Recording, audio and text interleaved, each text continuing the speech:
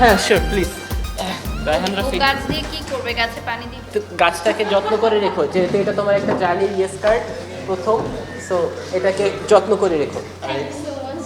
এটার পাতা বড় হলে খাবে না থেকে এটা তো উপকারী একটা গাছ, একটু ধরলাম অনেক খুশি হয়েছে। ঘুরে এখন থেকে আরো ফলো করবেন বাড়ির সবাইকে, ঠিক আছে? কথা কম বলবেন। Thank you, welcome to the family.